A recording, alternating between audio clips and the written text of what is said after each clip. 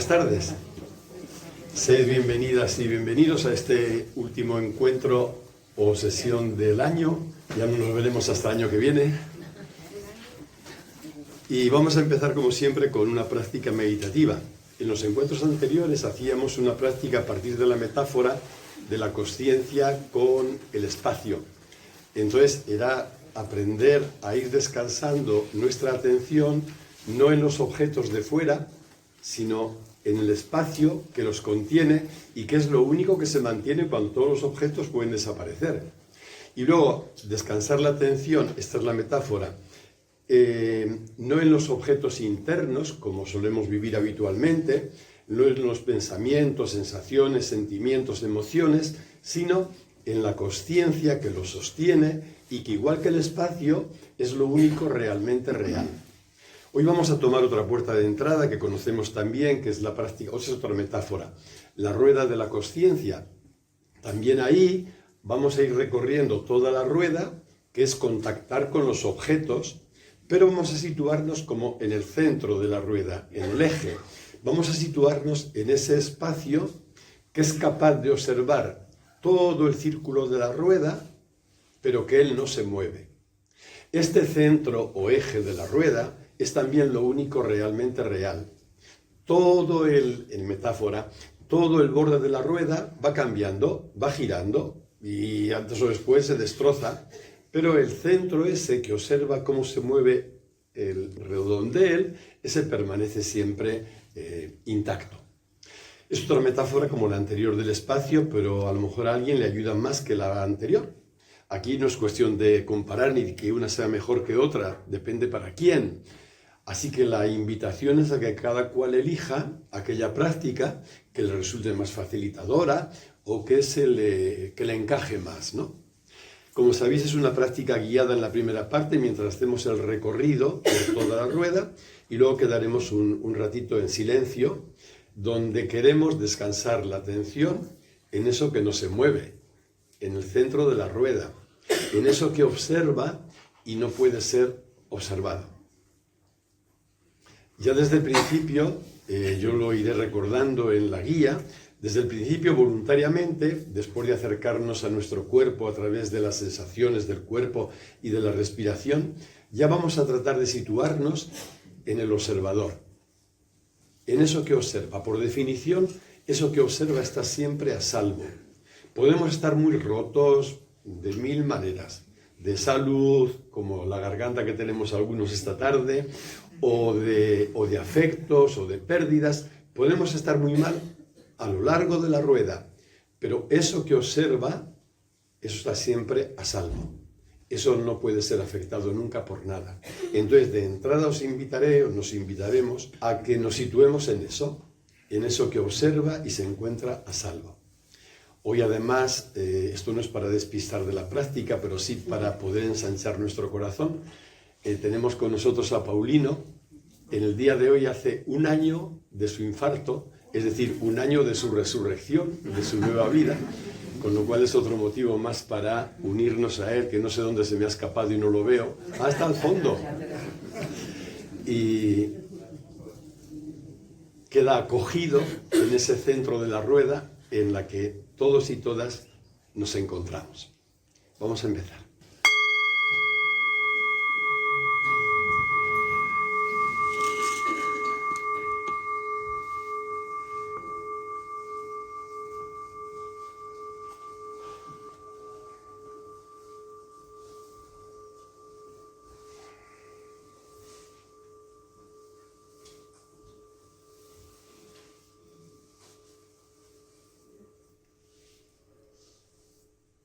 De la manera más descansada posible, como si fuera un juego y un regalo de descanso que te haces esta tarde, puedes empezar llevando la atención a tu cuerpo, muy descansadamente. Observa sencillamente cómo estás sentada o sentado y siéntelo.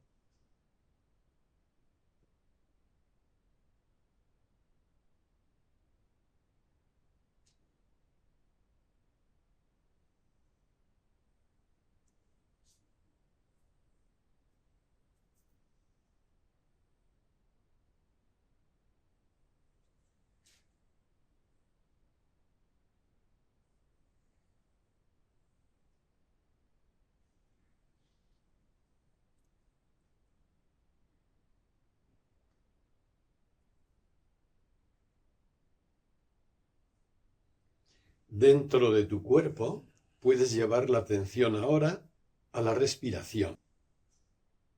Nota cómo se produce la inhalación y la exhalación en ti y mantén la atención en ella.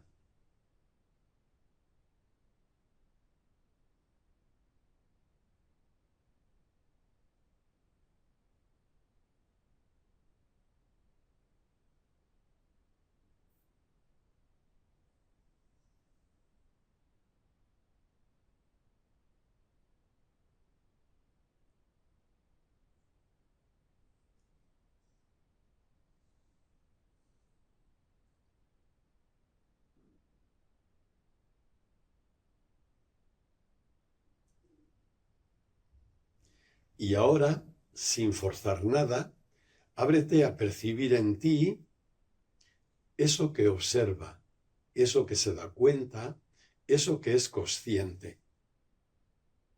No se trata de pensarlo porque no puede ser pensado.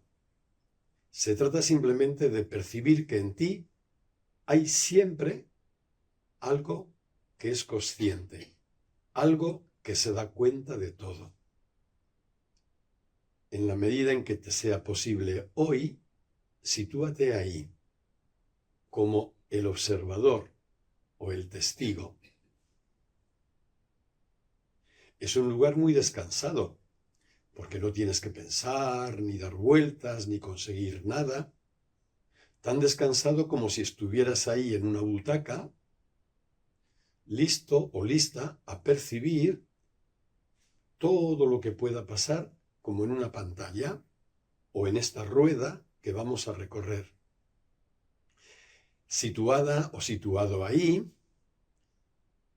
te invito a llevar la luz de la atención, de esa atención, a tu cuerpo, empezando por los pies. Así, dirige la atención a tus pies y siéntelos. Siente el contacto de la planta de los pies con el suelo, su temperatura, algún roce. Siéntelo.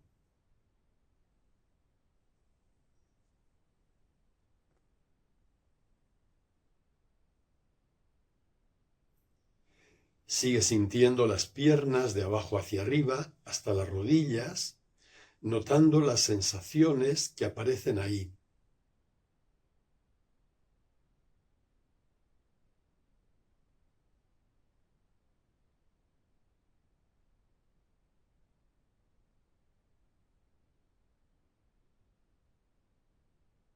Siente los muslos,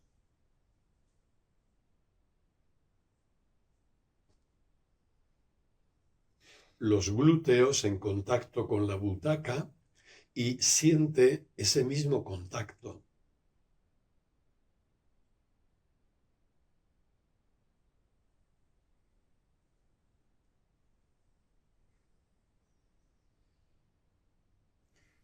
Lleva la luz de la atención ahora a la zona del vientre, en lo más profundo de tu cuerpo.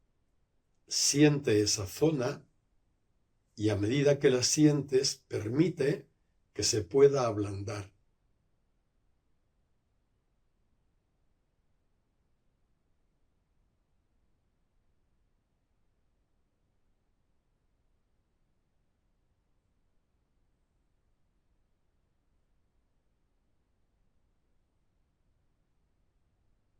Siente el abdomen y nota cómo repercute ahí el movimiento de tu respiración. Es como si tu respiración masajeara interiormente esa zona que poco a poco se va ablandando y relajando.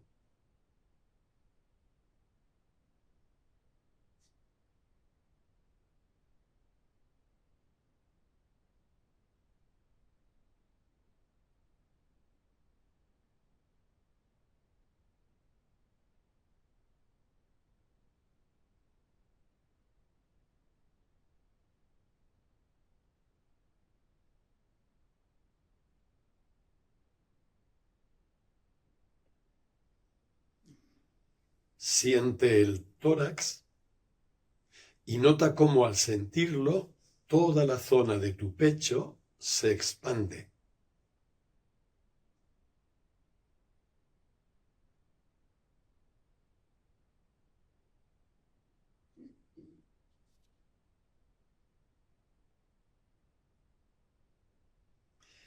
Lleva la luz de la atención ahora a tu espalda y siéntela de abajo hacia arriba, siguiendo la columna.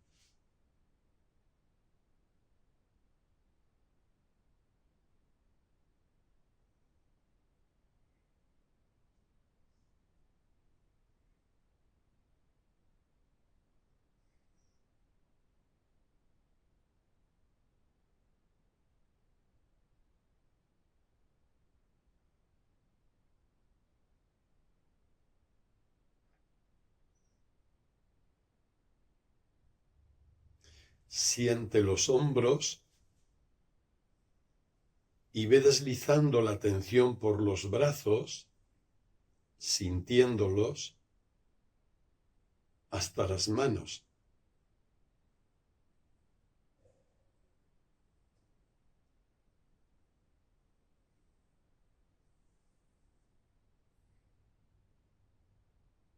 Siente el cuello, la cabeza, y al sentirla, acércate a su interior. Si notas en ella alguna tensión, alguna preocupación o simplemente un pensamiento que te entretiene, permite que todo eso se pueda soltar, de modo que tu cabeza quede por dentro suelta, blanda, relajada.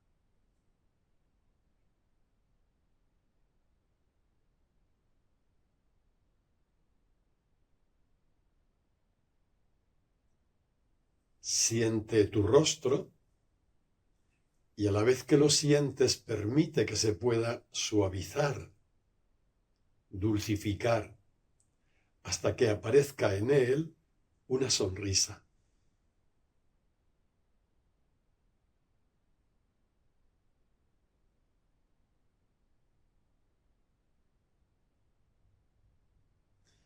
Y siente todo tu cuerpo como un todo, formando una unidad.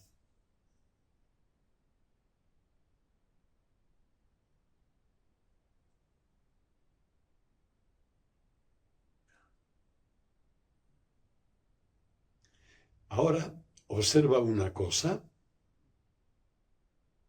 Por un lado está tu cuerpo, con sus sensaciones que has ido recorriendo, que van cambiando, y por otro está eso que se da cuenta de tu cuerpo. Nota esa diferencia. El cuerpo, en cambio, constantemente, y eso que es consciente de tu cuerpo y que nunca cambia.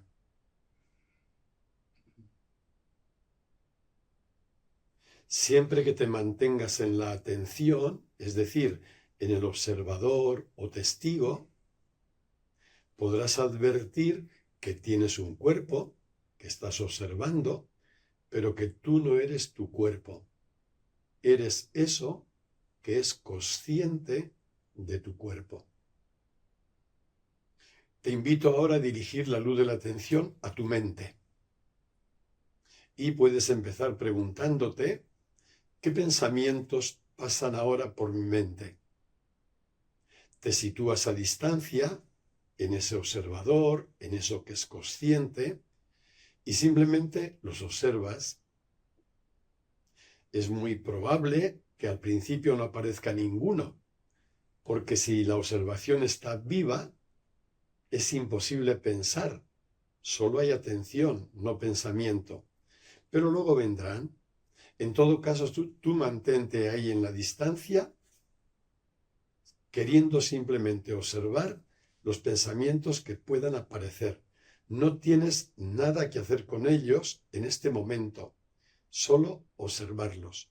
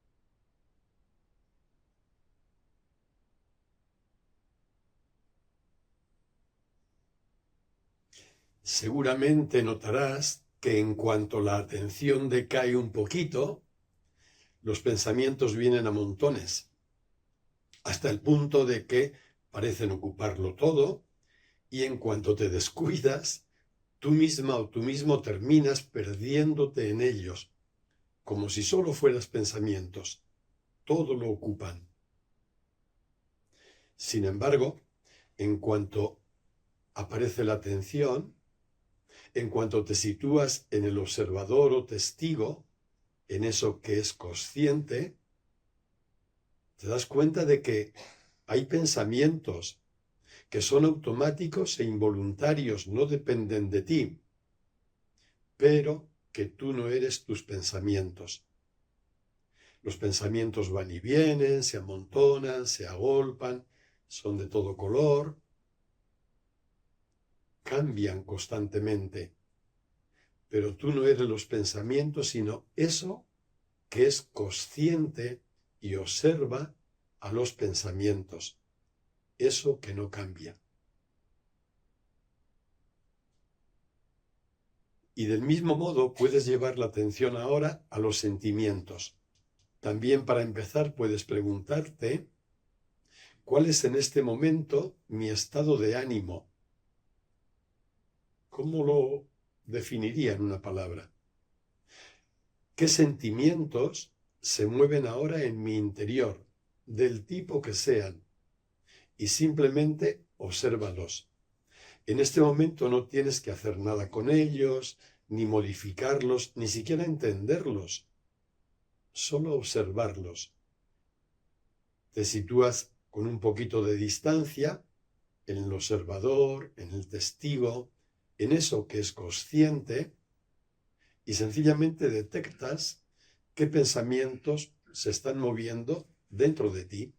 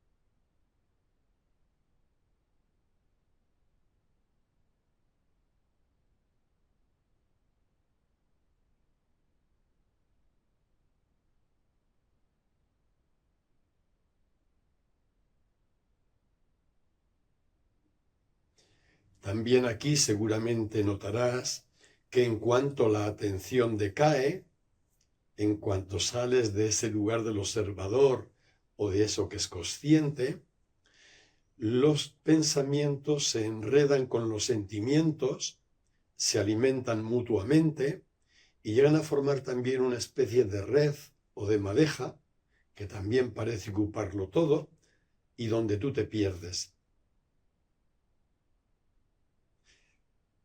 Por el contrario, cuando puedes situarte de nuevo en el observador o en eso que es consciente, te das cuenta de que los pensamientos, como los sentimientos, son involuntarios, son automáticos y que están cambiando con mucha frecuencia.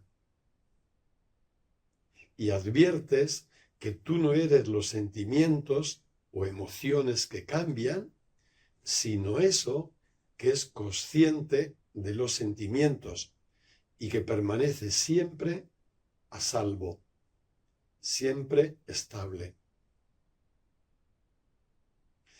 Pues bien, después de haber hecho este recorrido rápido, vamos a permanecer un tiempo en silencio, queriendo depositar la atención sencillamente en eso que es consciente, en eso que se da cuenta, en eso que es lo único que no cambia. Y aquí, ya sabes, no hay nada que hacer, solo permanecer, solo estar. Estamos en una atención descansada, lúcida. En definitiva, ¿Estamos descansando en eso que es consciente? ¿En eso que observa todo y que no puede ser observado? Ahí permanecemos unos minutos en silencio.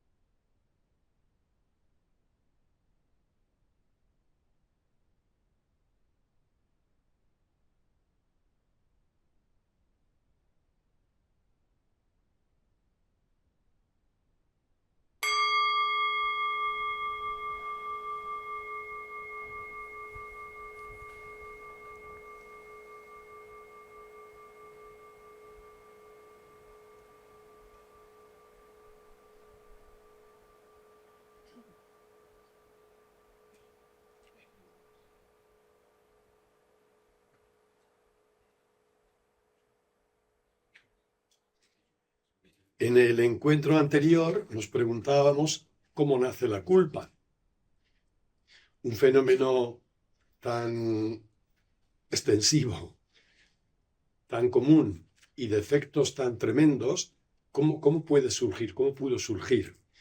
Y para responder a esa pregunta había que distinguir dos niveles: cómo surge en la especie humana en su conjunto y cómo surge en cada individuo particular. Lógicamente está relacionado, ¿no? Y veíamos en aquella primera pregunta, cómo surge en la especie humana, que la culpa nace siempre con la mente.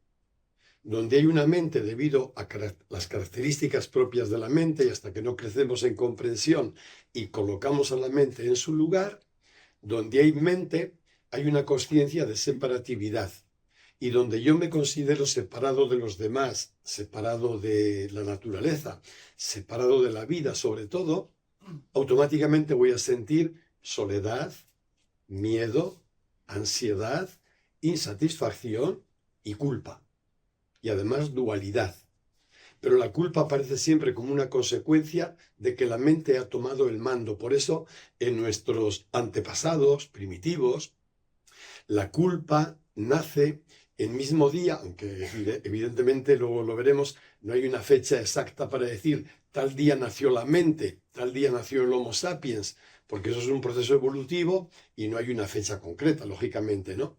Pero para entendernos, el mismo día que nace la mente, el mismo día que nace el Homo sapiens, nace también la culpa. Este es el nacimiento original. Luego, evidentemente, factores de tipo familiar, de tipo social, de tipo cultural y, sobre todo, de tipo religioso, pudieron ahondar ese sentimiento de culpa y dramatizarlo hasta el extremo, ¿o no? Hay personas que han crecido en un ambiente familiar determinado, en un ambiente cultural o religioso, donde la culpa no se ha exacerbado en ellas. Por eso que depende. Pero la culpa como tal, el origen, más allá de lo que sea luego su desarrollo, nace con la mente.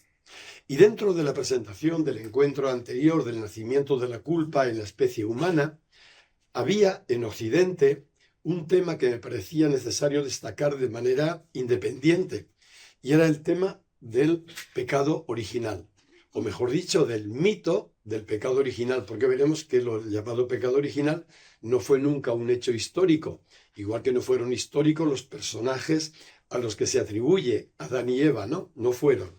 Entonces estamos en el terreno del mito, pero decir de algo que es mito no significa decir que lo podemos tirar a la papelera de reciclaje porque es falso y porque no sirve. No, es otra forma de relatar.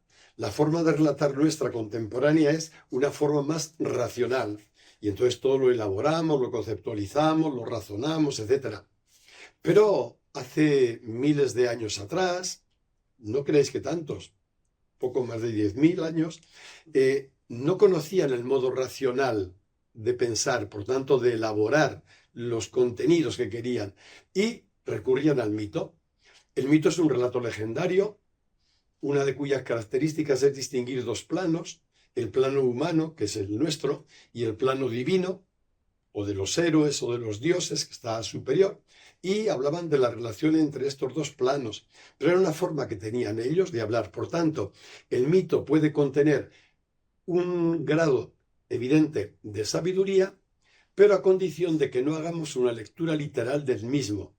A mí me parece que en la doctrina católica, cristiana en general, y no solo en ella, lo que se ha pecado ha sido de leer en clave literal lo que de literalidad no tenía nada. Entonces, si tú lees a Adán y Eva como dos tipos de carne y hueso, ¡buah! Si lees el pecado original con todo lo que lleva, igual. Incluso esta semana he enviado en el boletín un comentario sobre la Virgen. Si tú lees el relato de la Virgen Madre como histórico literal, eso no lo puede aceptar ninguna mente contemporánea, ninguna mente racional, porque es un mito. Hablar de la Virgen Madre tiene un significado simbólico, pero literal, históricamente eso no pudo ser. No puede haber ninguna madre que sea virgen a la vez, ¿no? Vamos pues a acercarnos un poquito a esta historia del mito del pecado original. Es curioso, por lo menos en nuestra zona, en Occidente, ver cómo una creencia culpabilizadora está en el mismo origen de la especie humana, ya desde el principio. El otro día yo os compartía que me gustaría conocer más diferentes culturas del mundo, no solo las que son más cercanas a nosotros, para ver cómo se ha dado en ellas el sentimiento de culpa, hasta qué punto es como exclusivo nuestro o no. Y lo que he podido ver en estudios antropológicos es que distingue generalmente como dos bloques, el mundo dividido en dos bloques, y llaman sociedades de la culpa y sociedades de la vergüenza. Parece que, tal como lo entienden estos antropólogos, la vergüenza es vergüenza ante otros y es característico de las culturas del lejano oriente, sobre todo Japón, ¿no? La vergüenza, quedar mal ante otros, etc. Y por el contrario, de Medio Oriente hacia Occidente, o sea, todo nuestro contexto, ahí predominan las sociedades de la culpa. Y la culpa se hace presente fundamentalmente en lo que son las religiones abrahámicas, es decir, el judaísmo, el cristianismo y el islam. Abrahámicas porque las tres religiones reconocen a Abraham como el padre del pueblo, por decir así, evidentemente el padre del pueblo judío, los musulmanes también lo reconocen y los cristianos afirman que Jesús es hijo, descendiente también de Abraham.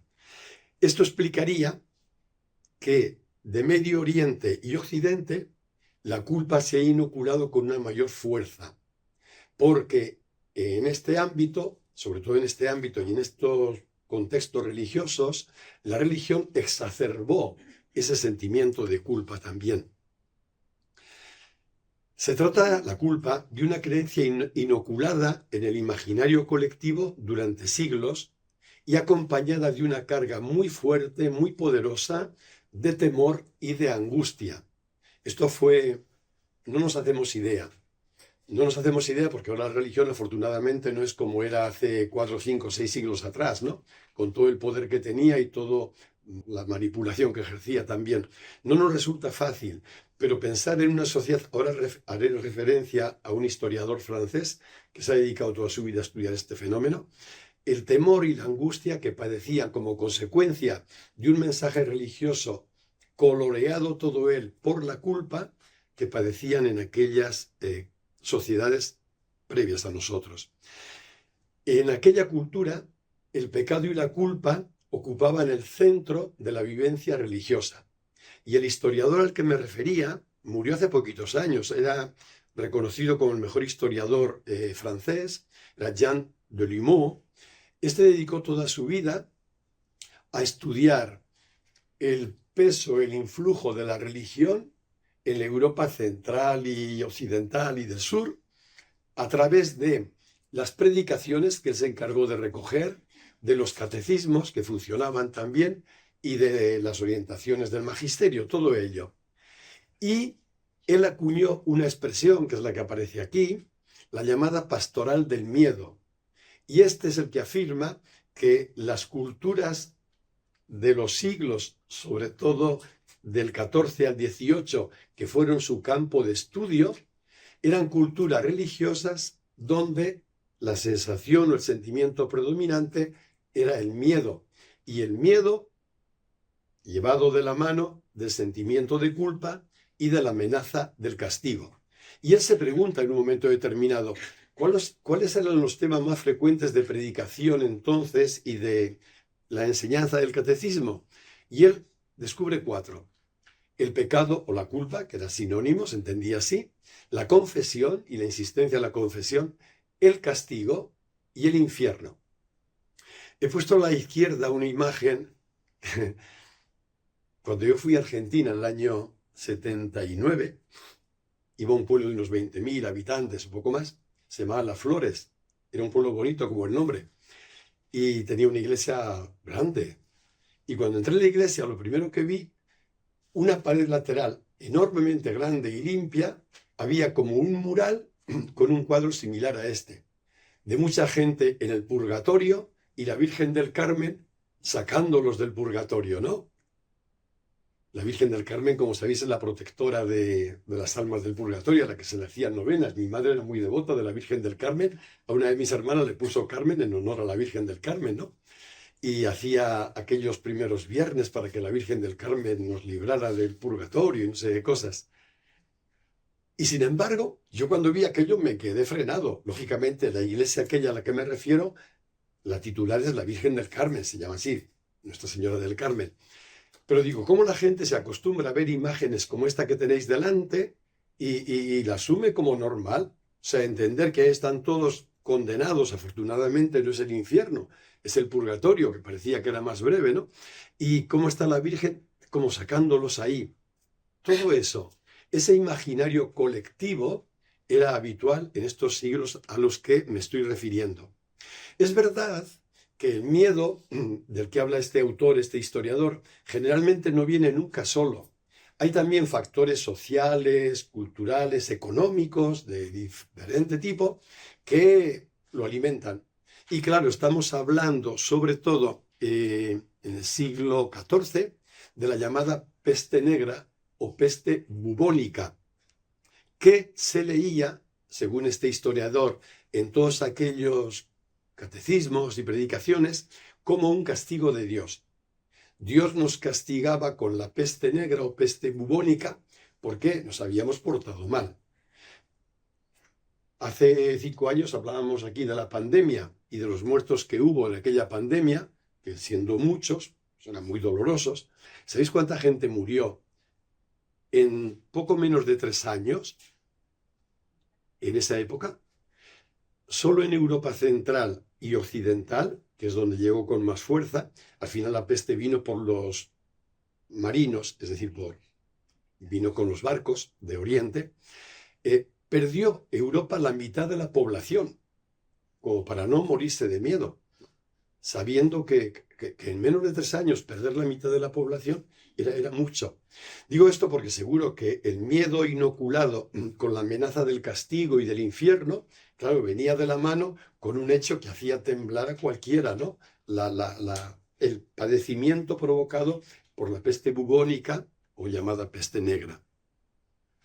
En todo caso, la culpa en aquel imaginario y en aquella predicación se asentaba en la creencia de un pecado original y universal. Es decir, todo ser humano que nacía a este mundo venía ya con la carga del pecado. De modo que el pecado constituía una categoría absolutamente central en aquella cosmovisión cultural de aquellos siglos. El pecado no era algo de lo que se podía hacer broma como ahora, no era algo, bueno, que podía relativizar también como ahora, o que podía simplemente leer en otra clave, que yo creo que es lo ajustado, como ahora se puede hacer. No, el pecado literalmente, entendido como culpa, era nada menos que la categoría central religiosa para entender todo lo demás. Y así nos explicamos cómo las celebraciones, la liturgia, estaban constantemente marcadas por el pecado y la culpa, ¿no? Yo, pecador, confieso a Dios, Padre Todopoderoso, por mi culpa, por mi grandísima culpa, yo no soy digno, todo girando en torno al pecado. Sin embargo, luego veremos el desarrollo, esto es así en la Edad Media y en algún siglo posterior. Sin embargo, la paradoja es que esta creencia en una pecaminosidad universal y por tanto en la centralidad del pecado no aparece en la Biblia y mucho menos en el Evangelio. Entonces, claro, uno se pregunta, sobre todo uno si es cristiano, se pregunta, ¿qué ocurrió para que algo que no tenía prácticamente relieve ninguno en el Evangelio, luego se erigiera en el tema central?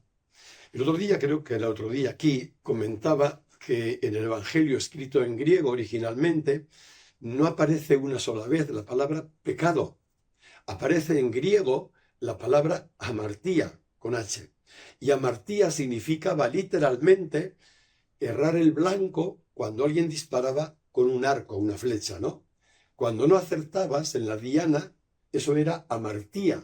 Y esa palabra es la que utilizaban los evangelios para hablar del pecado.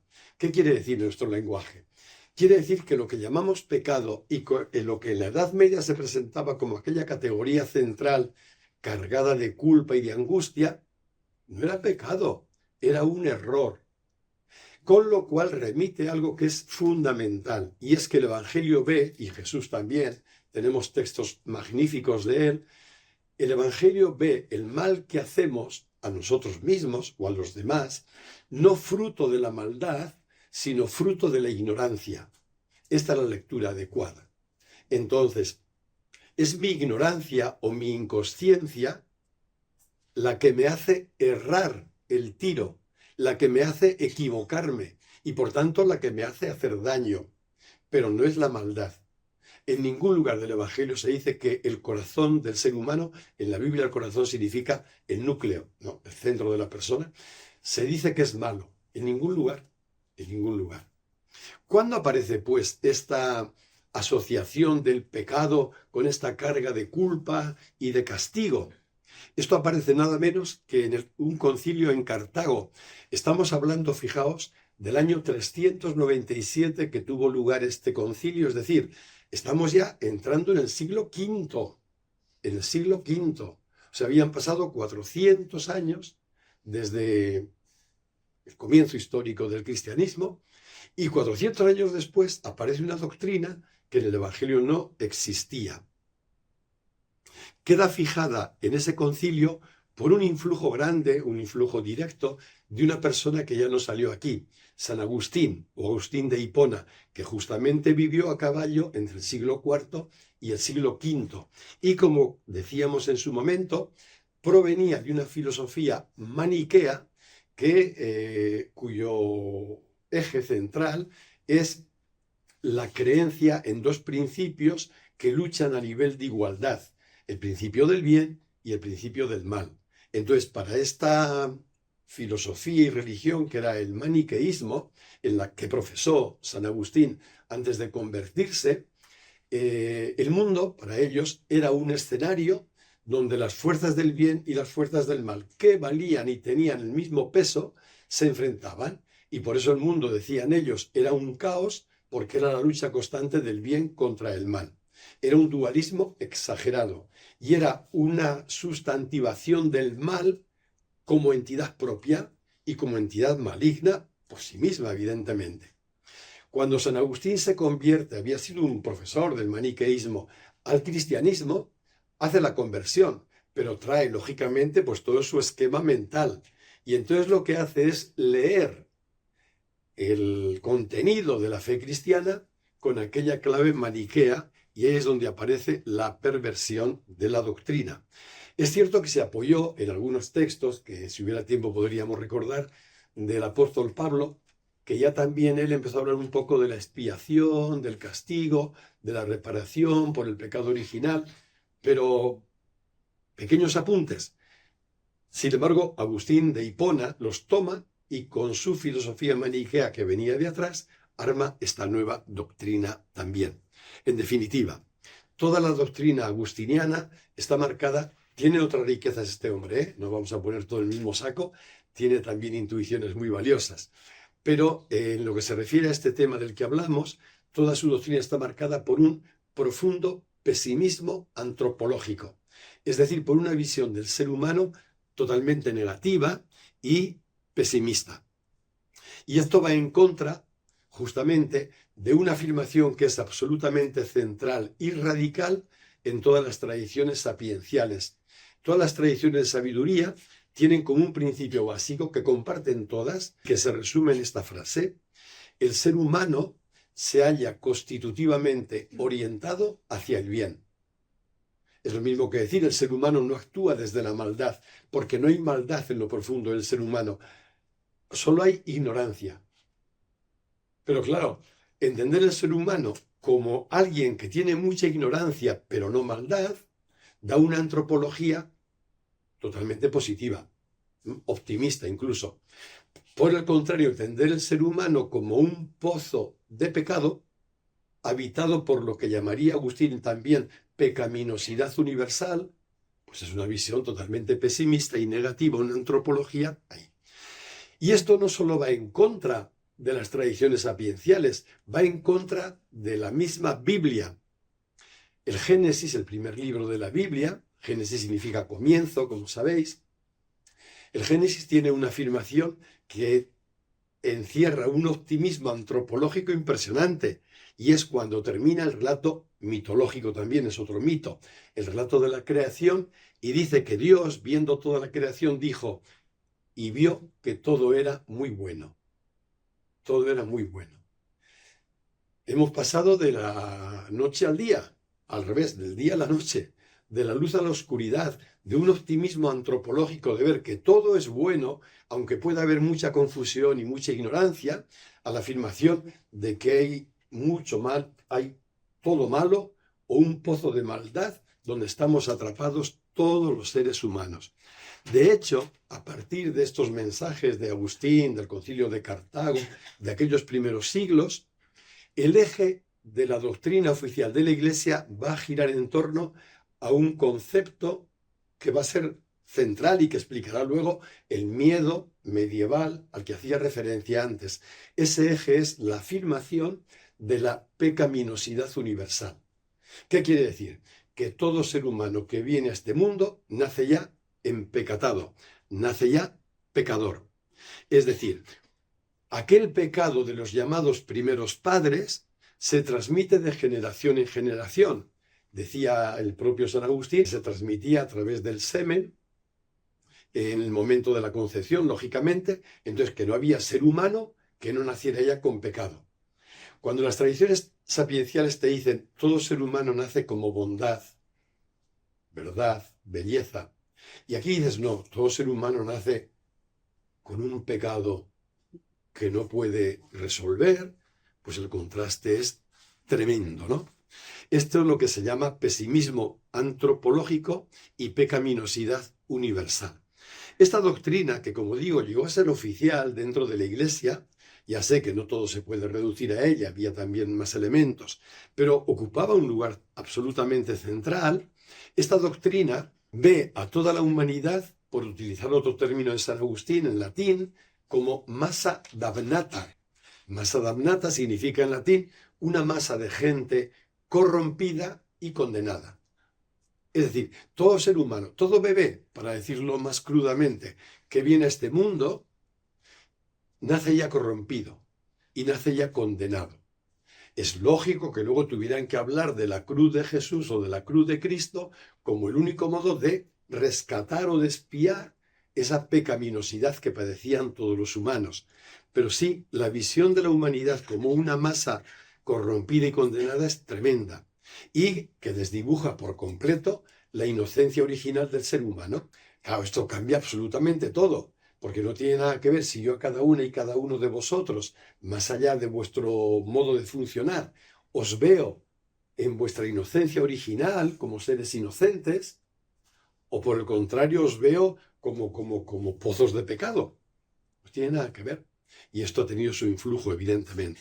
La consecuencia inmediata, la consecuencia es que esta doctrina ha transmitido la imagen de un Dios completamente sádico, un Dios que se hace el ofendido, que siente que esa ofensa no la puede reparar cualquiera porque ha herido su dignidad infinita, y un Dios, por tanto, colérico y vengativo. Un Dios que necesita la sangre de su Hijo, nada menos que la sangre de su Hijo, para saciar su sed de venganza. Esto literalmente es así. Yo entiendo que cuando predicadores y curas de la Edad Media decían esto, que lo decían, no tenían la carga que hoy pueden tener a nuestros oídos, porque el paradigma era diferente, el momento histórico era otro, pero el contenido era ese, ¿eh? O sea, es un Dios que necesitaba calmar la sed de venganza que tenía por la ofensa recibida. No puede haber definición de narcisismo más extremo que la de este Dios. O sea, sería un Dios extremadamente narcisista, patológicamente narcisista, ¿no? Colérico y vengativo.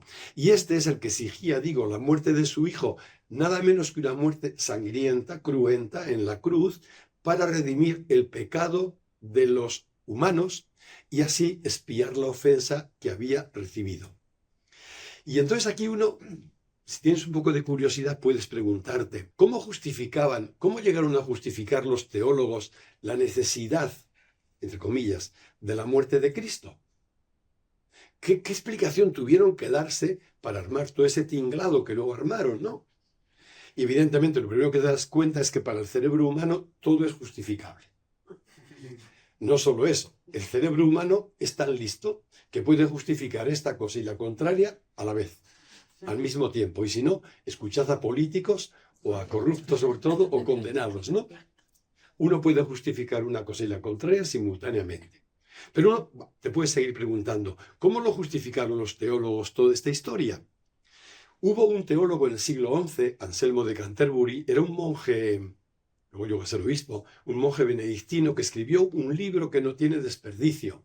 El libro de este hombre lo tituló Cur Deus Homo, que traducido al español significa ¿por qué Dios se hizo hombre?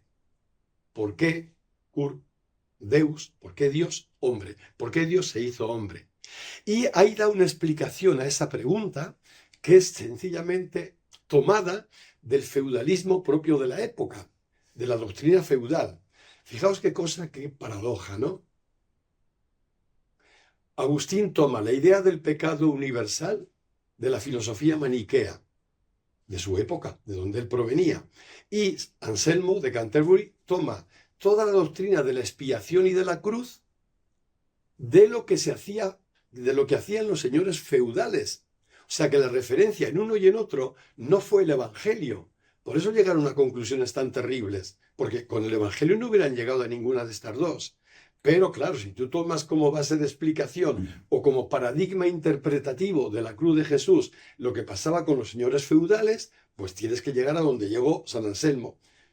Tenemos una buena noticia. A pesar de las barbaridades que dijeron uno y otro, los dos son santos. Con lo cual podemos no perder la esperanza, ¿no? San Agustín es santo y San Anselmo también. ¿En qué consistía, en poquitas palabras, la doctrina feudal?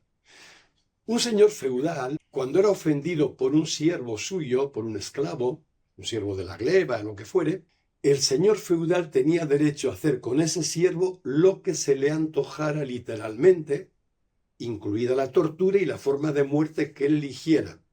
¿Y cómo se justificaba en la teoría feudal semejante revancha del señor? Se justificaba diciendo que el tipo, el siervo que lo había ofendido, era un pobre diablo, pero que el señor tenía una dignidad infinita. Y una dignidad infinita no la podía reparar ningún siervo finito, con lo cual él podía matar al siervo, torturarlo o lo que quisiera. Fijaos esto aplicado a Jesús y al pecado original. Entonces de buen Anselmo lo que dijo fue, aquí nació, con San Anselmo nace la llamada doctrina de la expiación. Lo que celebramos habitualmente en Semana Santa nació con este hombre, no nació en el Evangelio. Entonces la doctrina de este hombre fue, no miramos que Adán y Eva, que pecaron contra Dios, eran seres finitos. No, miramos que el Dios ofendido era infinito.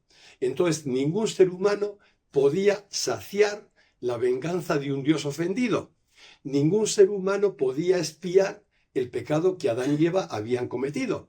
Entonces, si no hay ningún ser humano ni la humanidad entera capaces de expiarlo, ¿qué camino queda? Y contesta San Anselmo, solo queda un camino, que el Hijo de Dios se encarnara, se hiciera hombre, porque como él tenía una dignidad infinita por ser Hijo de Dios, iba a reparar el pecado cometido contra un Dios infinito.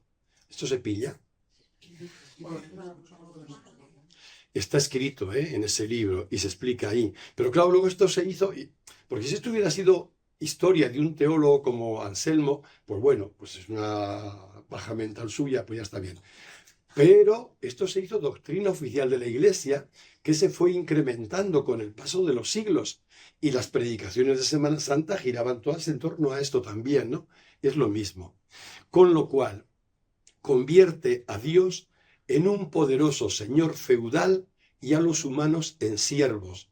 Y fijaos que a partir de aquí se empieza a leer la religión cristiana en clave de patrón y esclavos, que luego, por cierto, será Marx, Feuerbach, los grandes filósofos de la Edad Moderna, los que se remontarán contra esta imagen de un Dios patrón, o Sartre, los existencialistas, diciendo, hay que matar a este Dios porque es un patrón que nos está oprimiendo. Pero claro, la razón la tenían ellos en cuanto la doctrina anterior lo había presentado de ese modo. Con lo cual llegamos a entender la cruz de Jesús fundamentalmente en esa clave expiatoria, redentora. Está muerto por nuestros pecados, con lo cual, a su vez, se añade un motivo más para nuestra culpabilización. Yo alguna vez, pues ya no éramos culpables solo de haber desobedecido a un Dios infinito, éramos culpables de que el Hijo de Dios hubiera muerto por mí. Alguna vez he contado, no sé si en este lugar o en otro, he contado que cuando yo era niño pequeño iba con el cura de mi pueblo y me estaba recorriendo la iglesia y llegamos ante un crucifijo muy grande, Jesús clavado en la cruz. Y dice, Jesús está ahí por tu culpa. Esto es un niño pequeño, ¿no? Esto es literal. Quiero decir, y este cura me quería mucho, ¿eh? No es que quisiera mi mal. No, y era un cura muy piadoso y bueno, yo lo veía siempre en la iglesia rezando, era buena gente, era buena persona. O sea que no había nada de mala fe ni mala voluntad en él. Pero había un lastre, una carga heredada de siglos que había llevado a esa perversión, ¿no? Todo esto viene a transmitir un mensaje. El mensaje es este. Dado que somos malos, somos pecadores, masa corrompida, etc., toda persona que hace mal elige hacerlo porque es mala. Cuando en el libro de la culpa, ese vivir sin culpa, que está aquí de trasfondo, yo digo que esto es una creencia errónea, no ya mítica, sino errónea. Creer que la persona es mala es mentira, no hay ninguna persona mala. Hay persona ignorante o inconsciente, pero no mala. Pero el mensaje que transmitía la religión en esta época era lo contrario. Si una persona hace mal, no es porque sea ignorante, es porque es mala. Y además de ser mala, elige hacer mal. Son dos mentiras en una. Son dos mentiras porque primero la persona no es mala y segundo la persona no elige porque el libre albedrío, como veremos otro año si Dios nos da vida, tampoco existe. Con lo cual nadie elige hacer mal y no hay ninguna persona mala. A partir de ahí, a partir del mito del paraíso, leído literalmente, no como mito, sino literalmente, se vincularon dos creencias que son tremendas en sus consecuencias, dos creencias profundamente nefastas, nocivas, funestas. Son la creencia en la culpa y en el castigo. Y fijaos hasta qué punto hacen acto de presencia en nuestras culturas occidentales, que enseguida leemos todo en clave de culpa. En clave de culpa propia. Yo me culpabilizo en cuanto me equivoco por algo, en cuanto ¡pum! Y sobre todo culpabilizo a los demás y enseguida los señalo, ¿no? Y junto con la creencia en la culpa, la otra que va de la mano, la creencia en el castigo. Porque lógicamente, si tú haces mal porque eliges hacer mal porque eres malo, necesitas ser castigado a ver si de una buena vez aprendes, ¿no? Y también nos castigamos a nosotros mismos. Siempre que nos sentimos culpables, aunque no nos demos cuenta, buscaremos una forma de castigarnos y castigamos a los demás, aunque solo sea con un gesto o con una mirada dura, mirada fría, pero estoy castigando al otro. Estoy buscando, aunque ni siquiera lo piense, pero objetivamente estoy buscando hacer que el otro se sienta mal. Estoy buscando hacer que el otro padezca algo, aunque con la intención mía sea de que mejore o que sea mejor persona. Pero el tema es así, ¿no? En definitiva, nos manejamos constantemente por el mecanismo de la proyección, porque una vez que nosotros mismos nos sentimos culpabilizados, nos convertimos en culpabilizadores. Esto es importante verlo, ¿eh? El que yo me sienta culpable, como pretendían algunos predicadores medievales y todavía hoy algunos predicadores modernos, no me hace mejor persona. El que a mí me hagan sentir culpable lo que me convierte es en culpabilizador. E iré por la vida culpabilizando a los demás, porque como yo no puedo con tanta carga de culpa, tendré que repartir la mansalva a cualquiera que se ponga a mi lado, ¿no? Y no solo me convertiré en culpabilizador, sino que validaré también el castigo, porque si no he salido de ese paradigma de que el pecado es maldad, maldad que he elegido y maldad que tiene que ser expiada, entonces recurriré al castigo, y aquí a lo mejor hasta de manera consciente. ¿Cuántas veces en la vida religiosa lo que llamaban mortificación era morir? Mortificación era una forma de castigarse. Yo he pecado, he sido pecador, tengo que castigarme, etc. Ahora bien, asumir, como decía, la creencia de la culpabilidad del castigo no nos convierte nunca en mejores personas, sino que nos predispone a adoptar actitudes condenatorias y punitivas que nos convierten en verdugos. Voy a ir un poquito más rápido porque veo que el reloj avanza. Perdón. Con lo cual llegamos a centrarnos un poquito más en la llamada doctrina del pecado original. Decía que esta doctrina, tal como está formulada en clave literal, es totalmente inasumible para una conciencia moderna. No te lo puedes creer. Y no puede ser que el pecado original sea como me lo han contado. Es algo que se vuelve increíble, ¿no? ¿Dónde está el error? Pues ya está dicho. El error está en que se entendió literalmente lo que solo era un mito. Y los mitos solo pueden entenderse como los cuentos, como los sueños, en clave simbólica. Pero cuando lo entiendes literalmente, lo tergiversas por completo, ¿no? Así se entendió. En realidad, ¿por qué sabemos que no pudo ser real literalmente? Porque, primero, ¿quiénes eran Adán y Eva? ¿Quiénes eran Adán y Eva? ¿Cuándo vivieron? Dentro de un proceso evolutivo, como es el proceso del surgimiento del ser humano, de nuestros primos primates, mira, preguntarse por quiénes fueron Adán y Eva significa preguntarse cuáles fueron los homínidos concretos que desobedecieron a Dios en aquel supuesto pecado de desobediencia del llamado paraíso original. ¿Quiénes fueron los primeros en desobedecerle? ¿Qué homínidos? No hay ningún primero. Es como si yo os preguntara a vosotras, a vosotros, ¿qué día empezó vuestra adolescencia? Decidme. Si la existencia nuestra fuera una suma de compartimentos estancos, diríamos sí, en mi caso, el 28 de septiembre de 1950 empezó mi infancia. Y si fuera compartimentos estancos, diría, que tal año empezó mi adolescencia, luego mi juventud, luego mi madurez, luego mi senectud, etcétera, ¿no?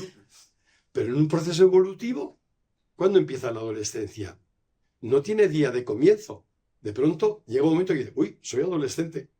Pues con nuestros antepasados igual. No hubo un día de nacimiento del homínido, del Homo sapiens. No, un día se descubrieron pensando, habían descubierto la mente, la autoconsciencia, pero no estaban. Entonces, ¿qué quiere decir? Que Adán y Eva no existieron jamás. Pero es que el autor del relato, este relato, no creéis que lo escribieron Adán y Eva. Este relato no tendrá más de 10.000 años, ¿no? El relato del Génesis. Algunos menos, incluso no llegará a 5.000 años, que tampoco es mucho.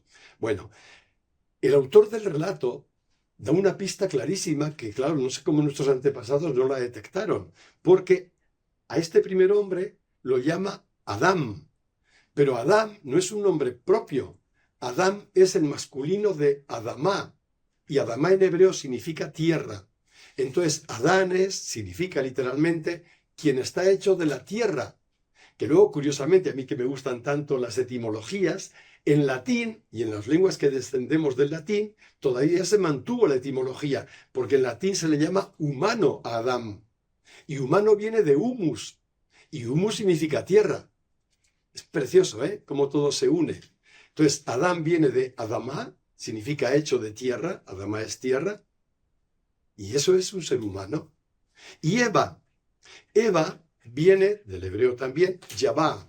Y Yavá en hebreo significa la que da vida. Por tanto, dadora de vida. ¿Qué significa esto resumiendo? Significa que Adán y Eva no fueron personajes históricos. No podían serlo. Además, no había ningún biógrafo para contar su historia. ¿Quién estaba allí para decir, Adán y Eva fueron los primeros? Es un mito, es un relato mítico. Esto nos libera un montón y amplía nuestras mentes también, ¿no? Entonces, ¿Adán y Eva qué son?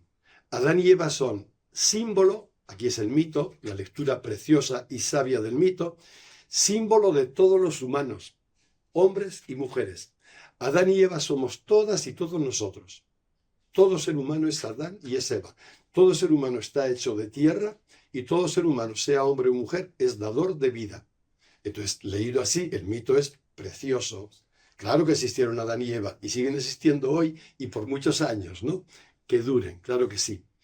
Pero igual que no existieron Adán y Eva, tampoco existió ningún pecado original.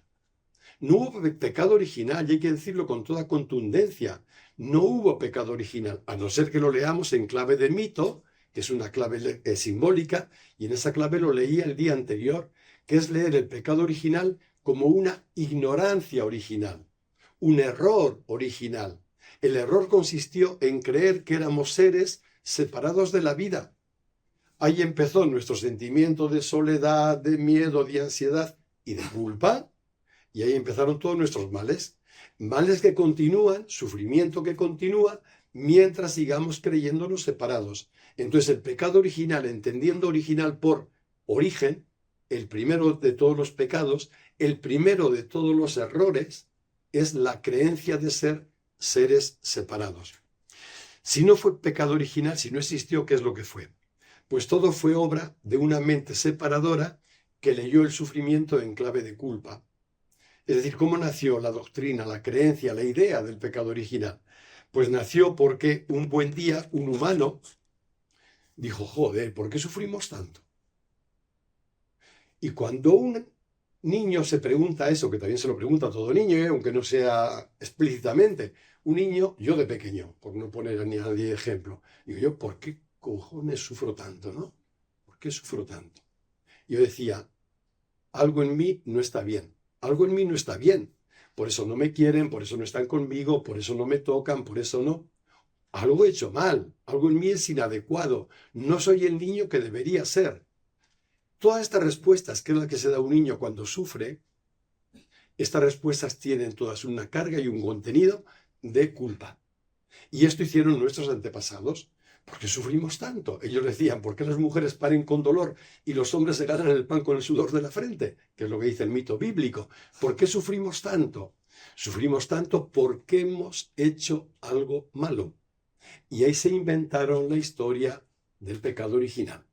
Por tanto, el pecado original, tal cual ha llegado a nosotros, es un mito creado por la mente humana para explicar por qué sufrían los humanos, por qué era el sufrimiento. Por tanto el mito del pecado original como todas las imágenes que lo rodean, nacen de una mente proyectiva, como es la mente humana, que busca encontrar una respuesta, porque los mitos nacen para eso, para encontrar respuestas a problemas que los seres humanos tienen, ¿no? Entonces, ¿por qué sufrimos tanto? Porque cometiste un pecado, tus primeros padres cometieron un pecado, y luego de ahí se derivó todo lo demás. De esa misma mente proyectiva salió la imagen de ese Dios arbitrario, iracundo, vengativo y castigador. Ese Dios no existe, nunca existió, pero aquella mente hizo un Dios a nuestra medida. Como decía Voltaire, aquel famoso anticlerical francés, Dios creó al hombre a su imagen y el hombre se lo pagó muy bien, haciendo un Dios a su propia imagen. Entonces, un Dios a la imagen, y como los seres humanos tenemos bastante de iracundos, vengativos y castigadores, decimos, pues Dios debe ser esto elevado a la enésima potencia, ¿no? Es decir, nos imaginamos un Dios que reacciona igual que nosotros cuando nos desobedecen, cuando nos frustran o cuando no nos tienen en cuenta. Nos enfadamos mucho y mandaríamos todos los demonios. Y nuestros antepasados construyeron un Dios a esa misma imagen.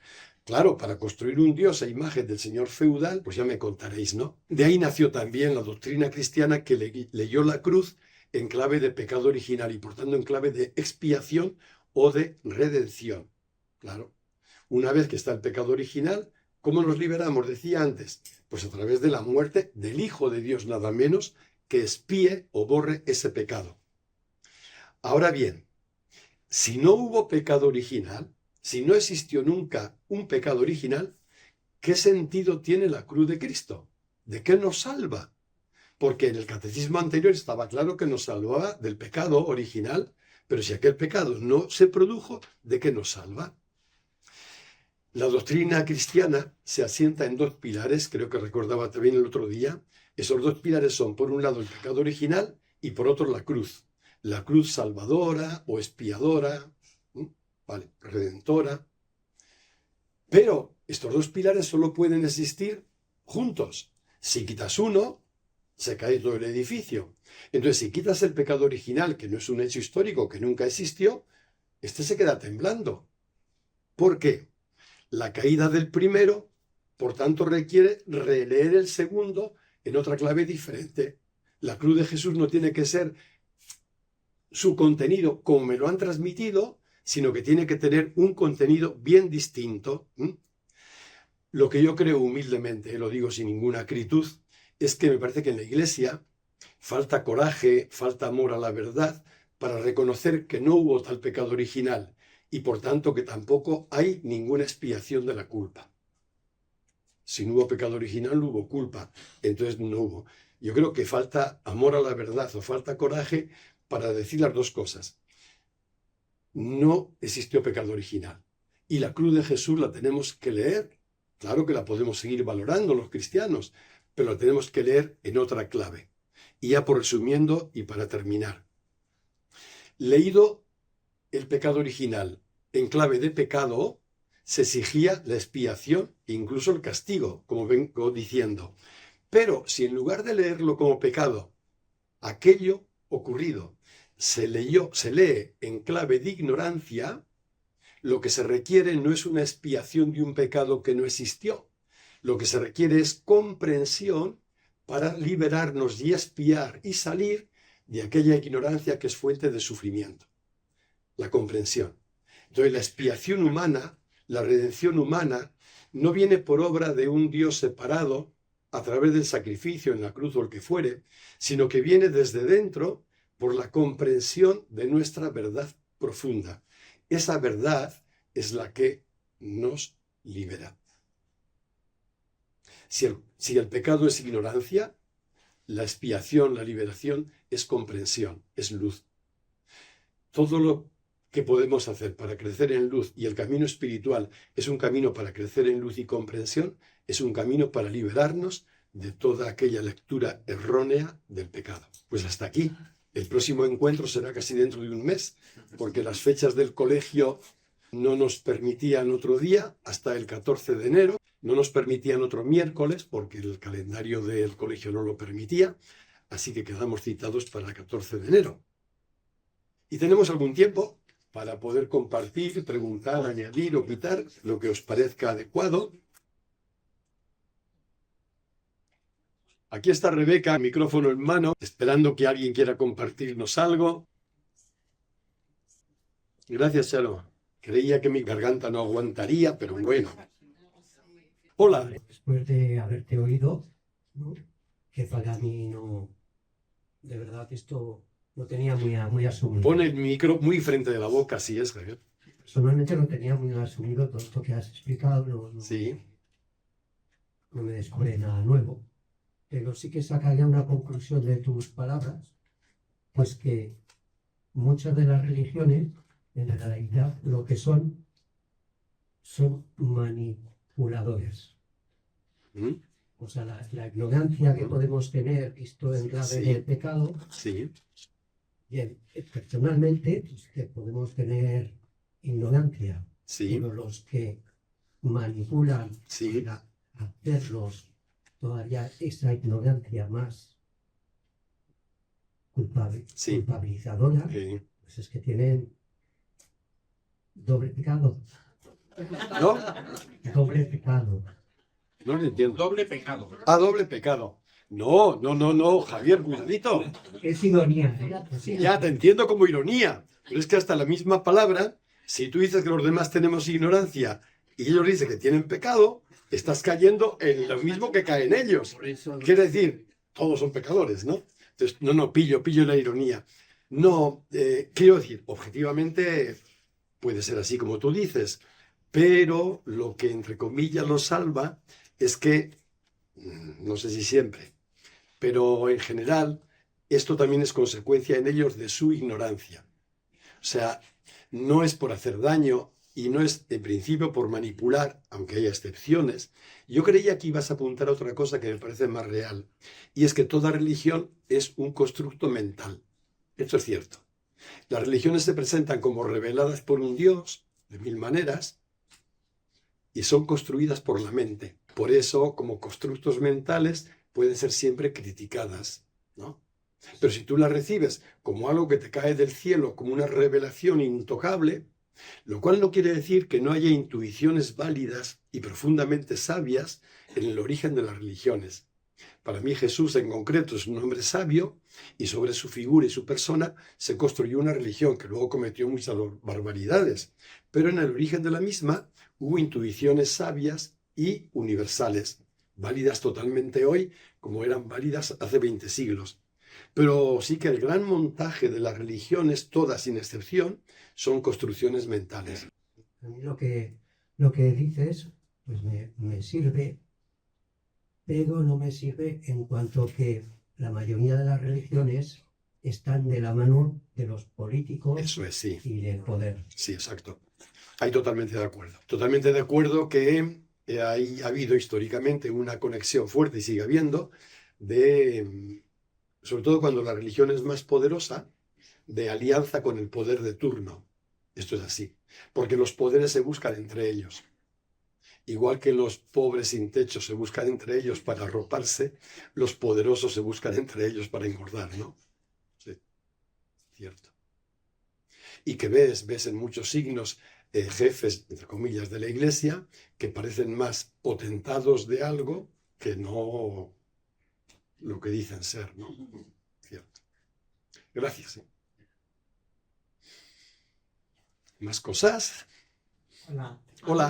A mí me resulta muy contradictorio Sí. el que la Iglesia durante los últimos tiempos ha habido una renovación en el sentido de dejar de lado ese Dios poderoso, vengativo, y se ha pasado esa figura del Padre amoroso, etc. Y sin embargo, ahí sigue estando el tema de la cruz, de la expiación, etc. Sí. O sea, me parece una contradicción bestial, ¿no? Total.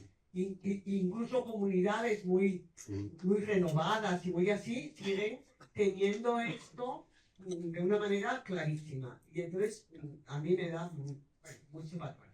Eso por una parte. Y por otra parte, con el tema de la ignorancia, de cambiar el pecado por la ignorancia, es una pelea continua. Yo tengo pelea continua con mucha gente, ¿no? Que hay gente mala. Sí, cierto. Y es verdad, es decir, hay gente que actúa muy mal. Y claro, el justificar eso como ignorancia o el explicarlo como ignorancia, hay que hacer un ejercicio muy fuerte. Cierto. ¿Cómo es tu nombre, por favor? Yo soy Pilar. Pilar. Encantado, Pilar, y muchas gracias. Con respecto a la primera, tienes toda razón. Yo me refería a ello al decir que falta coraje en la iglesia y en las comunidades, ¿eh? Falta coraje para desmontar toda esa doctrina de la expiación y de la cruz, con lo que lleva aparejado. Y luego me pregunto, a lo mejor además de coraje hay otro tema más que explica por qué no se desmonta. Y yo creo que hay otro tema, efectivamente. El otro tema tiene que ver con lo que evoca en todo ser humano, sobre todo cuando nos sentimos vulnerables, débiles, lo que evoca la imagen de la cruz. Es decir, cuando una persona que sufre, es creyente, se coloca delante de la cruz, es como que encuentra un sentido a su propio sufrimiento, porque está proyectando inconscientemente su sufrimiento en el sufrimiento del crucificado. No es casualidad que la devoción a la cruz haya tenido una expansión mayor en las zonas geográficas donde había más pobreza y más sufrimiento, en concreto en el sur de España, de Italia, de Grecia, de Portugal. En el sur hay mucha devoción a la cruz, no solo evidentemente, pero es un factor que explica bastante. Entonces como que la gente, la cruz la tiene idealizada, pero porque es una forma de tratar con su propio sufrimiento. Algo de esto, con un mecanismo de proyección psicológica, lo podría explicar. Pero esto no niega, Pilar, lo que dices de que falta mucho coraje para atreverse a desmontar, a pesar de querer cambiar la idea de Dios, para ser coherente y cambiar toda la idea de la cruz. Pero igual que falta coraje para desmontar la idea de un Dios patriarcal y reconocer el lugar de la mujer, por ejemplo, ¿no? O sea, hay varias incoherencias. Este era el primer punto. Y el segundo era... La maldad por la maldad. Ah, sí, Pilar, te confesaré que yo vengo constatando cuando en algunas charlas o grupos de muy variados, muy variopintos, cuando digo algunas frases, hay gente que se cabrea mucho, se nota estar en la cara, y gente que se va. Hoy ha habido gente que se ha ido, ¿no? Cuando he nombrado algo de que la Virgen Madre es un mito. Será a lo mejor una mujer que tiene mucho amor a la Virgen, no quiero faltar al respeto a nadie, pero no es negar nada que, bueno. Pues dentro de las frases que veo que a la gente le pone muy nerviosa, algunas hasta el punto de irse, son dos frases. La primera es decir que el libre albedrío no existe. Ahí la gente se mosquea un montón, se cabrea y te retruca mil cosas. Y la otra frase es decir, no existe la maldad. No existe un ser humano malo, existe la maldad, existe el daño, pero no hay ningún ser humano malo. ¡Ah! Pues aquel que hizo tal cosa, ¿cómo? Y entonces yo le retruco, digo, ¿estás segura o seguro de que tú, en sus zapatos, con su situación, con su historia, tú hubieras hecho algo diferente que él? Porque para mí la convicción que tengo, pero totalmente arraigada, es que todo ser humano hace en todo momento lo mejor que sabe y puede. Todo ser humano. Y esta afirmación significa entender al ser humano, pero no significa justificarlo. Porque a veces el rebote de la gente me he dado cuenta que es porque creen que una afirmación de este tipo implica justificar, porque la respuesta muchas veces ha sido, pero ¿cómo un abusador de niños o un maltratador de mujeres puede no ser malo? Puede estar haciendo lo mejor que sabe y puede. Digo, es que no lo estoy justificando. Eso son aberraciones, ambas cosas que nombras, ¿no? Y merecen todo el castigo, merecen todo lo que tú quieras, pero él no obra eso por maldad, sino porque está en una ignorancia o inconsciencia tan grande que no sabe ni lo que es. Entonces es la ignorancia absoluta. Yo así lo veo, pero también respeto que haya gente que lo niegue y que digo, bueno, si tienes que verlo algún día lo verás, si no, pues no pasa nada. Perdona, dices que merece todo castigo.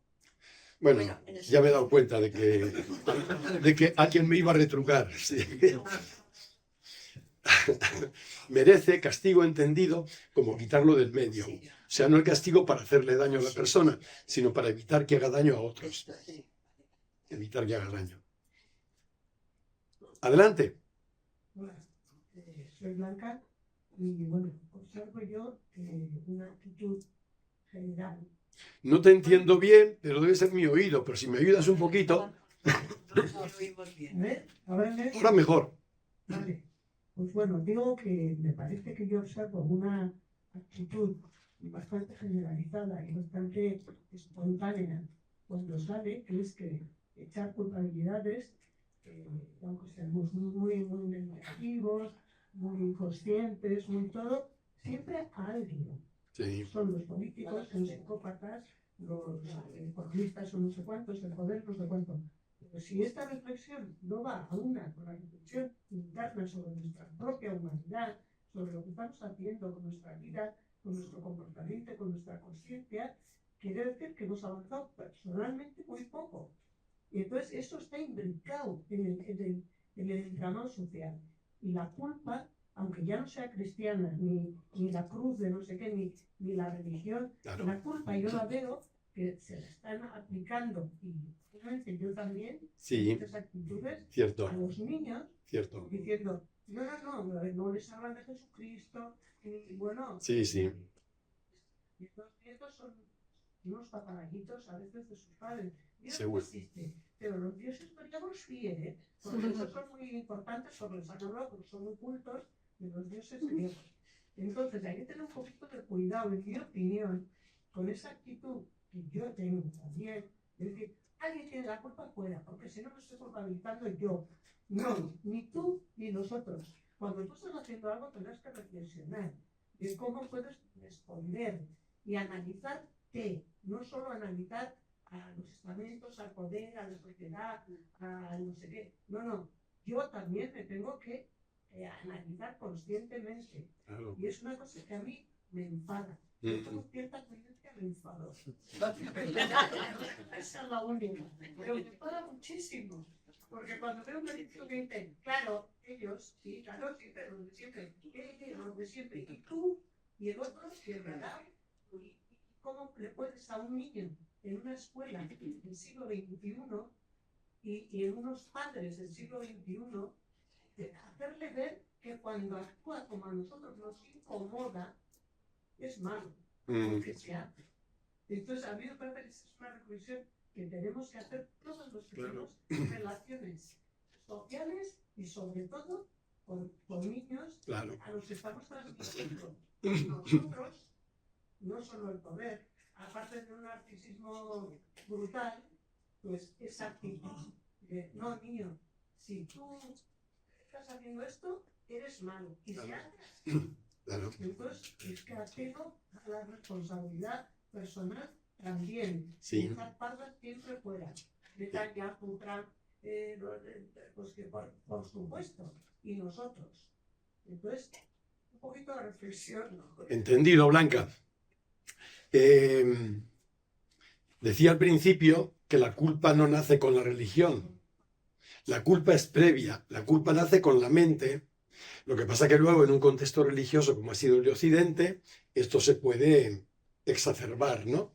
Y de tal modo que ya no se restringe al grupo religioso que tiene esa creencia, sino a la sociedad, al colectivo global, porque produce un efecto de ósmosis y no hace falta ser religioso para estar en una dinámica de culpabilización casi permanente. Eso es cierto, sí, sí, totalmente de acuerdo. Y luego la segunda cosa que me evoca lo que dices, pensando en los niños, es que muchos padres y madres se admirarían de ver con qué temprana edad los niños pueden reconocer lo que es tanto la responsabilidad como la autonomía. Yo conozco padres y madres relativamente jóvenes, más cuando trabajaba directamente en colegios y eso, que desde muy temprano educaban a sus hijos en un sentimiento de autonomía, de no lo que yo te diga, no lo que te enseñen. Escucha una vocecita dentro de ti a ver qué te dice que es bueno y qué no. Y era impresionante cómo los niños captaban y cómo eran dóciles a esa vocecita interior, ¿no? Y lo mismo con la responsabilidad. Ayudarle al niño que viera, no es la culpa es esto. Hay una responsabilidad que es, y lo entienden bien, ¿eh? Entonces sí es un gran favor, un gran servicio que se puede hacer a los niños, sí. Muchas gracias, Enrique, por esta segunda parte de la que no era tan consciente. Yo he sido educadora y he tratado con niños y bueno, y sigo tratando y para mí son mis héroes. Aparte de la gente consciente, mayor, que bueno. Pero quiero decir que un niño es tan capaz de tener el concepto o el sentimiento de autonomía y de responsabilidad, me parece muy serio y que si estuviéramos convencidos de eso, actuaríamos de otra manera. Claro. Así es. Gracias. Gracias, Blanca. Ya que estamos hablando de niños, vamos a terminar con una práctica sobre el niño, la niña interior. Pero hay tiempo, si hay alguna mano más que se levanta, la escucharemos. Vale, Rebeca, muchas gracias. Vamos a hacer la práctica del niño o niña interior y con un objetivo que os adelanto. Es ver a nuestro niño o niña interior en su inocencia, que es lo contrario de la culpa, ¿no? Como decía Blanca, si tendemos a ver a los niños y al nuestro incluido en clave de culpa, vamos a querer verlo hoy en clave de inocencia. En cada uno de nosotros, además de una niña o de un niño que está preso por sus necesidades, sus miedos, sus carencias, sus vacíos, hasta su angustia en algún caso, hay una niña y un niño original que es pura inocencia, pura frescura, pura vitalidad, pura alegría. Yo en mi diálogo en los paseos por la mañana hablo con ese niño y con el otro. Hablo con el niño que se ha despertado con miedo y que tiene cosas ahí que le están jorobando un tanto, y entonces lo voy rescatando de ese pozo de sufrimiento para él. Y hablo con el niño original asegurándole que hoy puede contar conmigo todo el rato. que estoy con él y voy a estar con él para siempre, ¿no? Y yo os aseguro que si se mantiene, aunque no sean tiempos prolongados, pero si se mantiene este diálogo de una forma más o menos habitual o continua, en mi experiencia, es de lo más transformador que conozco a nivel psicoterapéutico. Lo más transformador, el poder conectar con el niño o niña interior, ir manteniendo un diálogo con él, no para conseguir nada especial, sino sencillamente para encontrarnos, acoger, sanar, asegurarle una presencia amorosa al niño o niña herida y fortalecer y encontrarnos con el niño o niña original. Esto es un regalazo. Vamos a hacerlo.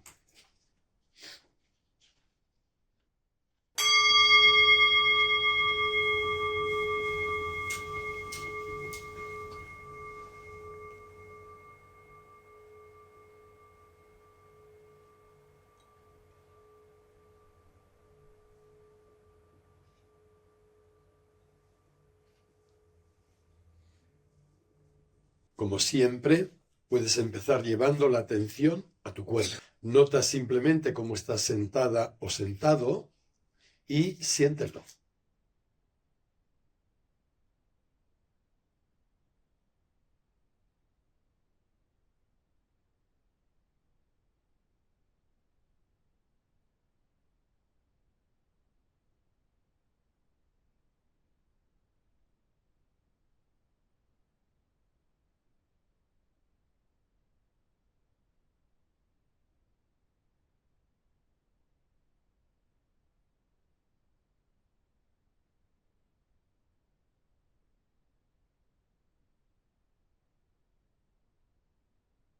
Dentro de tu cuerpo, puedes llevar la atención a la respiración.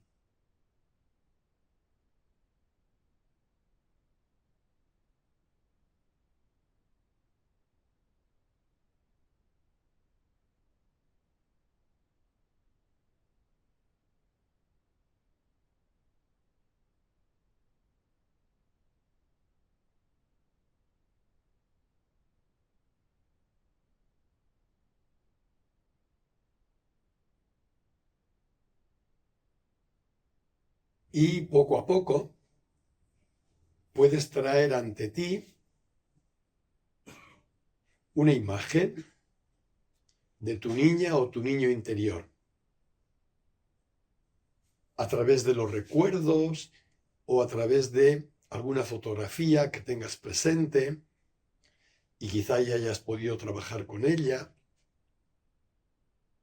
Sea como fuere, de lo que se trata es de poner ante ti una imagen de la niña o del niño que fuiste y que sigue viva o vivo en tu interior.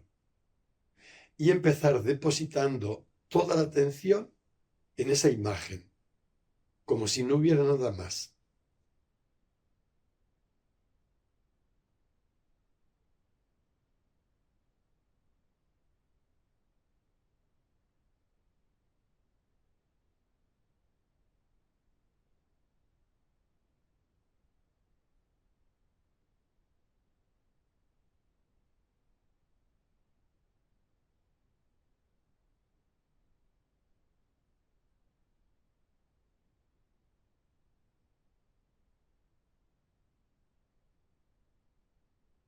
Manteniendo toda la atención en esa imagen, en el rostro de esa niña o niño. ¿Qué te parece que estás sintiendo? Si tuvieras que decir en una sola palabra lo que te parece que siente, ¿qué palabra sería? ¿Qué siente?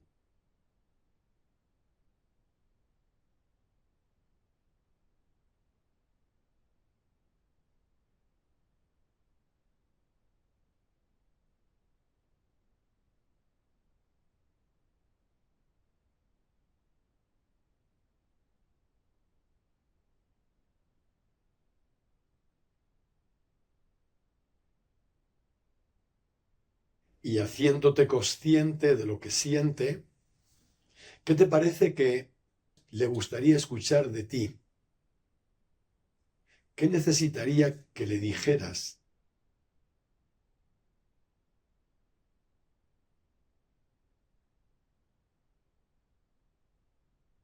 Díselo interiormente, toda la atención puesta en ella, en él, como si realmente hablaras con ella o con él, es así. Y dile esas palabras que te parece que está deseando escuchar de tu parte. Díselo.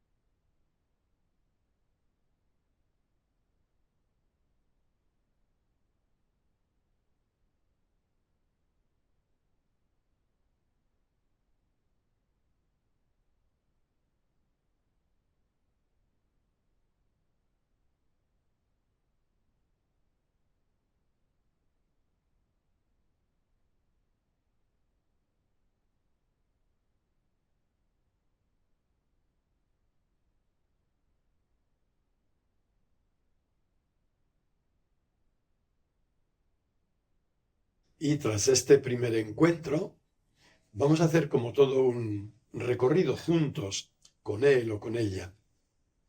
Así puedes empezar llamándolo interiormente por su nombre, repitiendo su nombre tantas veces cuantas desees.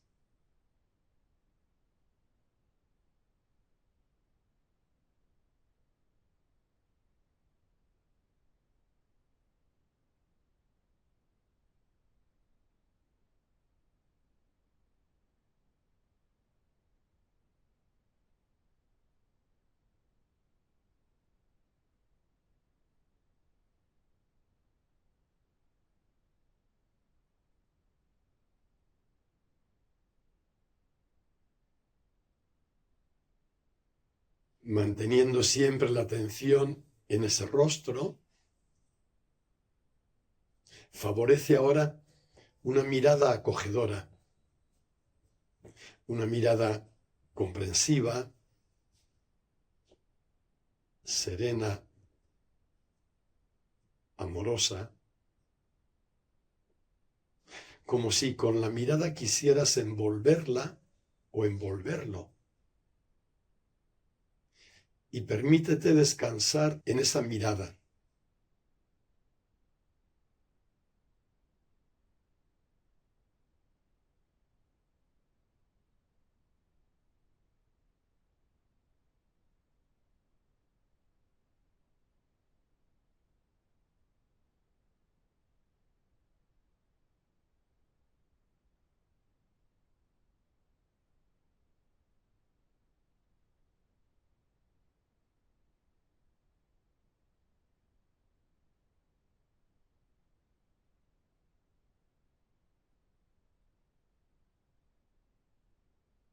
Mirándola o mirándolo de ese modo, trata de ir más allá de la apariencia o de las primeras capas y mira a ver si puedes ver a esa niña o ese niño en su inocencia original, en su belleza original.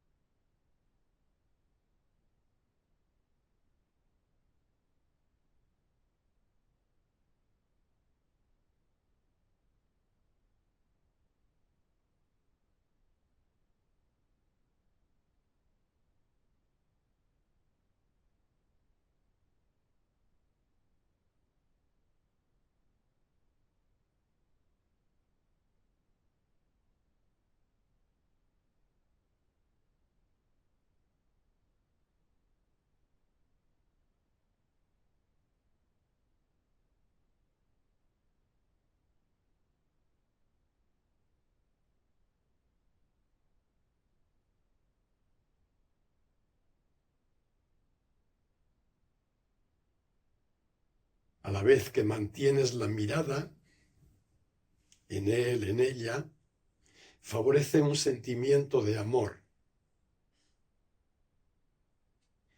conectar con el amor que eres y dirigir todo tu amor hacia ese niño o esa niña, con la mayor carga de afecto que te sea posible.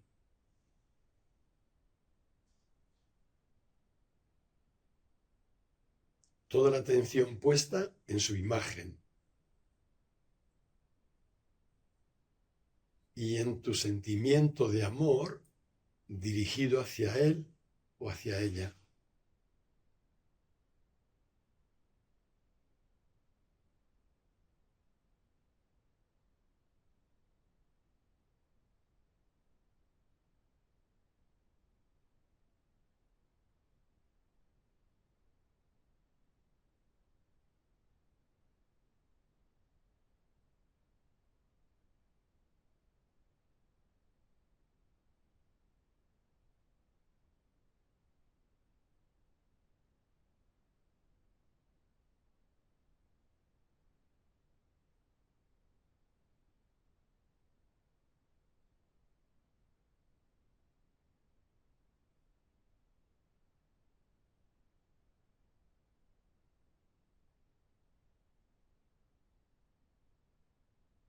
Para sostener el sentimiento de amor, quizás te ayude a hablarle interiormente.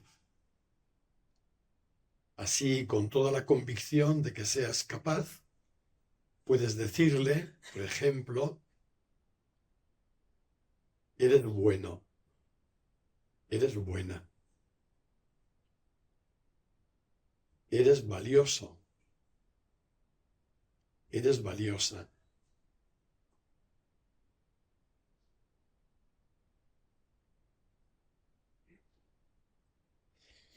Eres completamente inocente. Completamente inocente.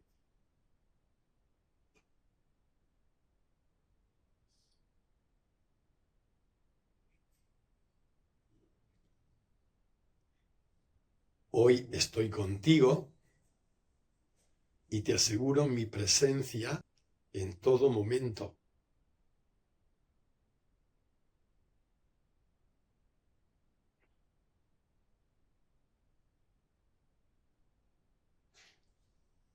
Puedes confiar en mí, también cuando te sientas mal, cuando sufras. Estoy contigo para sostenerte.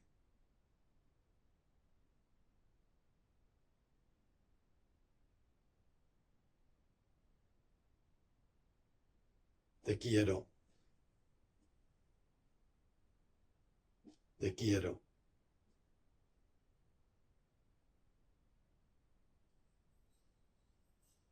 Y te invito a que este sentimiento de amor hacia él o hacia ella puedas acompañarlo con un gesto corporal. Puede ser una caricia, un abrazo, el gesto que te brote. Los gestos corporales son muy efectivos. Lógicamente lo haces en tu cuerpo adulto, pero va dirigido a aquel niño o aquella niña. Y ahí nos quedamos unos minutos queriendo vivir el encuentro con nuestro niño o niña interior. Esto es lo importante, es estar con él o con ella. Y que de manera que él o ella se lo empiece a creer, porque es verdad que estamos ahí. Ahí nos quedamos pues unos minutos.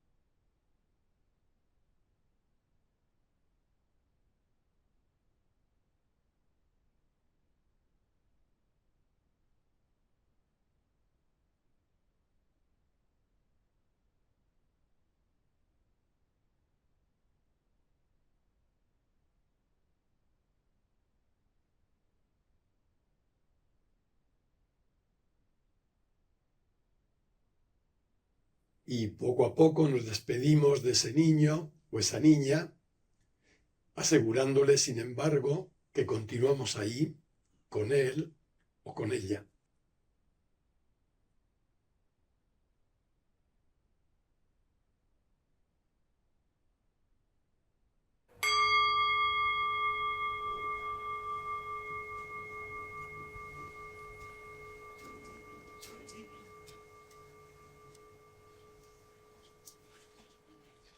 Pues quiero desearos un feliz tiempo de Navidad, un buen comienzo de año, y también a quienes nos escuchan por la grabación, feliz Navidad para todas y para todos.